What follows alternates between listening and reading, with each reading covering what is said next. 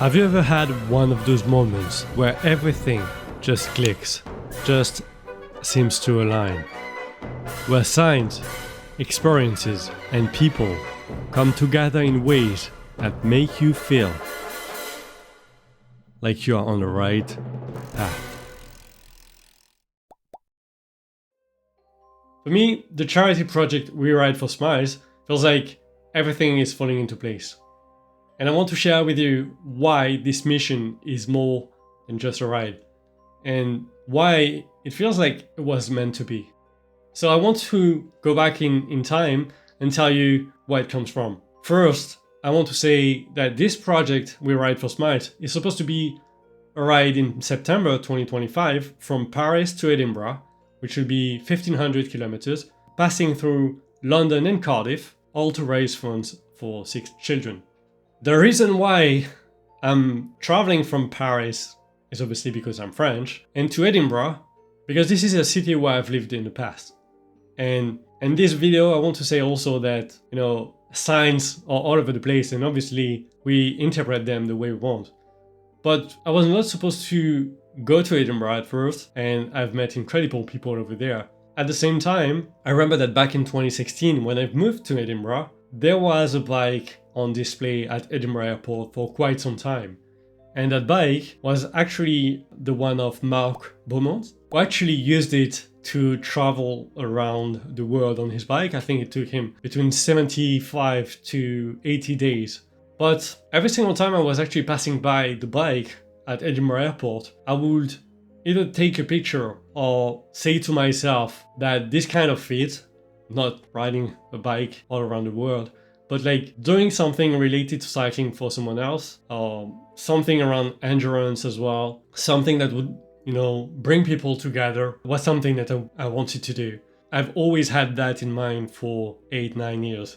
So it has been quite a long time, and obviously this is a big project, so I've postponed it, and obviously I was not ready at the time, but now I feel like all the signs are now coming into place and telling me that this is the right time and it has to happen this year. So first and foremost, I want to say why I'm riding for a charity and for sick children.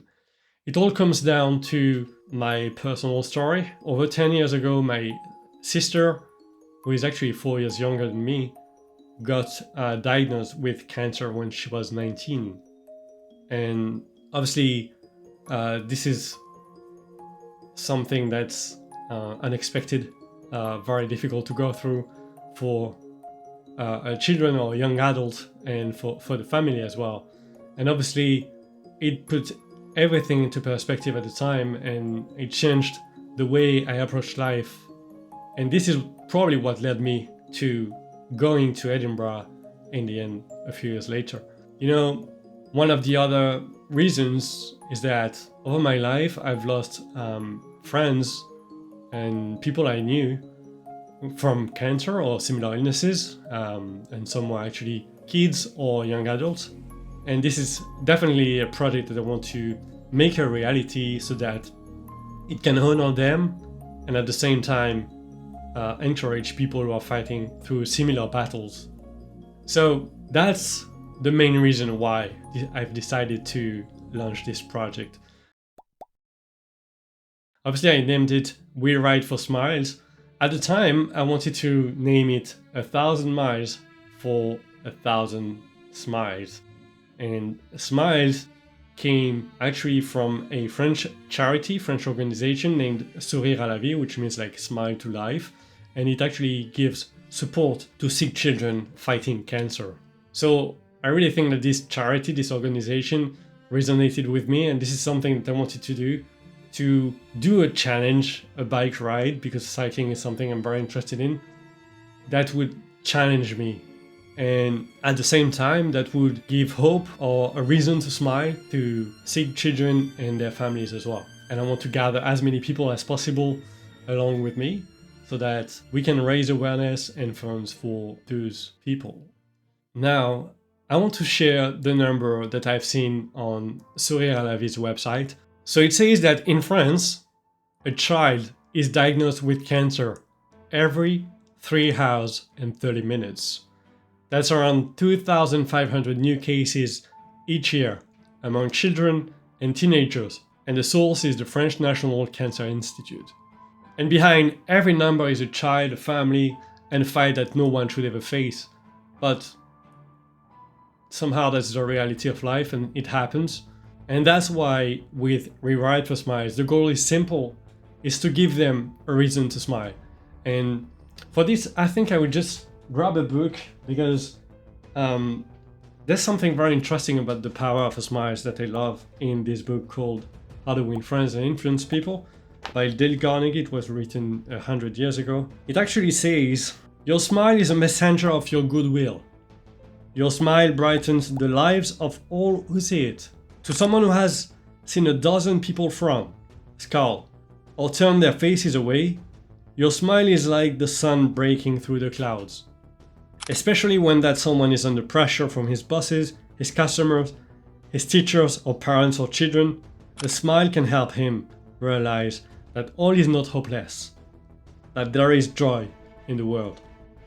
And Carnegie actually shares an advertisement that was published at the time. The value of a smile at Christmas. It says it costs nothing, but creates much. It enriches those who receive, without impoverishing those who give. It happens in a flash, and the memory of it sometimes lasts forever. None are so rich that they can get along without it, and none so poor, but are richer for its benefits. It creates happiness in the home, fosters goodwill in a business, and is the countersign of friends.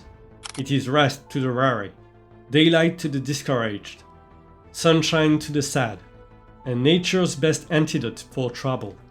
Yet it cannot be bought, begged, borrowed, or stolen, for it is something that is no earthly good to anybody till it is given away. And if in the last minute rush of Christmas, buying some of our salespeople should be too tired to give you a smile, may we ask you to leave one of yours. For nobody needs a smile so much as those who have none left to give. So that's why this project We Write for Smiles actually contains the word smiles, and that's the whole point of it, to give them a reason to smile and then raise awareness and funds to support them through their battle. Now I just want to share something that I forgot, but I want to discuss the signs. And obviously if you read the YouTube post I wrote recently, you know, things happened since I first published a video on YouTube at the beginning of the month. First big sign is that it's actually incredible, but you know, the ride is supposed to be between Paris and Edinburgh, passing through London and Cardiff.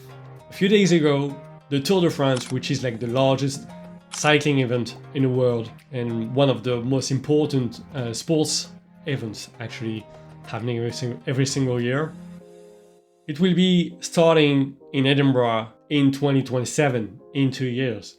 And as part of this Tour de France 2027, 3 stages will be happening in the UK, in Scotland, England, and Wales. Which is funny because I've made the route quite some time ago. I've had this project in mind for a few years, and I built the route at least 2 years ago. And the other one is Chris Hoy. For those who don't know who he is, Sir Chris Hoy is actually a legend from cycling. He actually took part in the London Olympics in 2012 and got several gold medals. So last year when I was looking for athletes from Edinburgh who could actually take part in We Ride for Smiles, at least the last stage, his name actually came out, and I didn't know he was actually from Edinburgh, but I thought it would be nice to actually invite him take part in that stage, or at least the last bit of the stage, going to Edinburgh. And I actually found out that he was fighting cancer as well. After the Tour de France starting in Edinburgh was announced a few days ago, I actually searched online for Chris Hoy, and I discovered that he decided to launch a charity on his own, which is called Tour de Four, and I will link his charity project in the description below. But his project is actually to encourage people to ride bike and to raise funds for people fighting stage 4 cancer. It will be happening in Glasgow on September the 7th. of this year 2025, the weekend before my arrival and the arrival of the We Ride for Smiles project in Edinburgh. So I felt like this was the perfect timing, like another sign that maybe it would be available to join this project, and that would even make sense as well. So I hope that, we'll be able to join part of the ride going to Edinburgh. And that's actually one of my goals for April, to be able to reach out to Sir Chris Hoy and to tell him about We Ride for Smiles and whether there's something that he would love to take part in as well. I want to discuss now what We Ride for Smiles is actually about and describe more what the stages, the route will actually be about. So as I said, We Ride for Smiles is more than just a ride. It's not just like going from Paris to Edinburgh, passing through London and Cardiff. It's actually an international movement. It's supposed to gather people around to collect as many smiles as possible, on the way from Paris to Edinburgh, and to raise funds and awareness as much as possible. So now, one of the reasons why We Ride for Smiles will be passing through Wales instead of going straight to Edinburgh is, first, I've never been to Wales. It would be nice to discover different places on the way up to Edinburgh. Second, at first, I wanted to name this charity project 1,000 Miles for 1,000 Smiles. And as I said already, why the smiles are so important in this project, but it made sense that riding 1,000 miles, which is about 1,600 kilometers, obviously I would be doing a bit less, 1,500 kilometers, but it would make sense for me to do an actual challenge. And riding about 1,000 kilometers would mean like 80 kilometers or so, compared to 1,500 kilometers, which is about like 125 kilometers per day on the bike. And the thing is, I've never ever ridden my bike for more than 105 kilometers. I did twice 100 kilometers, but not more than that. And I thought doing this on multiple occasions all the way to Edinburgh would be a good achievement and an actual challenge that would force myself, to push my limits. I will tell more about the route and the last day. This one is supposed to be spicy. So now let's have a look at the route. Obviously this one is temporary so far because it needs to be confirmed with different people and to make sure that it's actually possible to happen in terms of logistics. But if it stays as I've planned it, this is how it's supposed to be. Week number 1, starting on September the 1st, from Paris to Rouen. The distance on the first day is supposed to be 125 kilometers. On September the 2nd, going to Le Havre, the distance will be 95 kilometers. From there, on the 3rd of September, the plan is to take the ferry and then ride a bike from Portsmouth to Southampton, which should be about 30 kilometers. The next day, the Thursday, which will be the 4th of September, the destination will be London. That trip is supposed to be 135 kilometers. From there, the plan will be to take a rest day in London on Friday. I've decided to divide the 14-day trip into parts of 4 days and then one rest day in between. So the first rest day will be happening in London, and then on Saturday the 6th of September, going to Oxford, which is supposed to be 105 kilometers. The next day on Sunday, we are going to Bath, 110 kilometers away. From there, Monday the 8th of September, going to Cardiff, entering Wales for the very first time for me, 100 kilometers. Then the next day will be quite a long day actually. It's September the 9th, on Tuesday, traveling from Cardiff to Birmingham, and that would be 170 kilometers, which will already be like quite of a challenge if I'm able to go through that journey.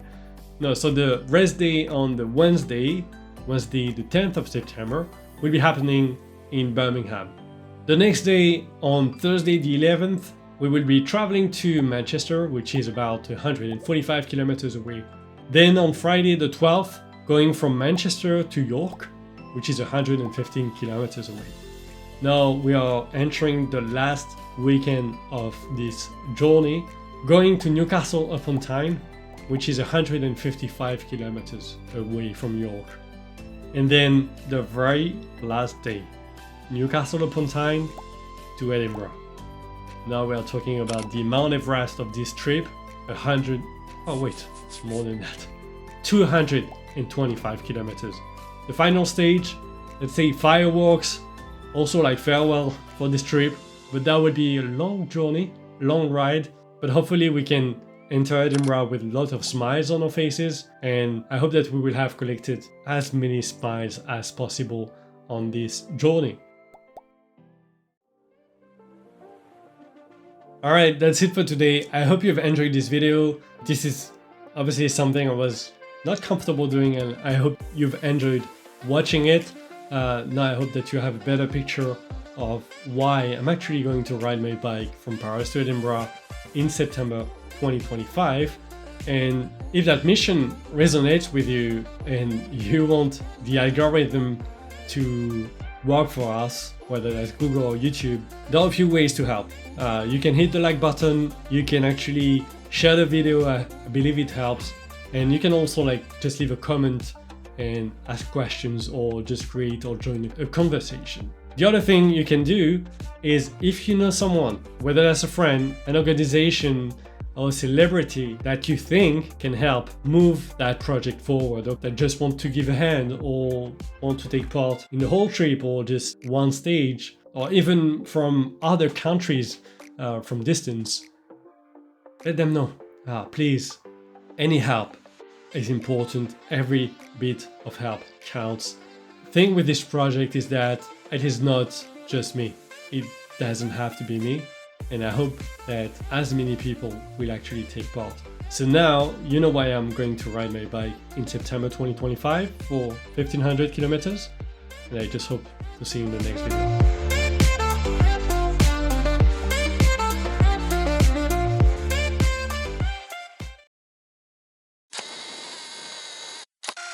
In a few moments.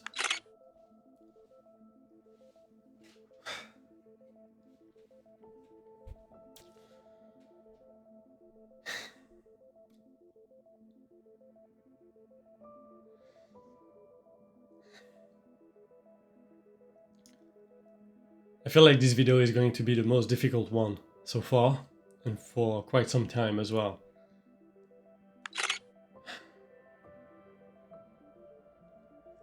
But this is difficult, right?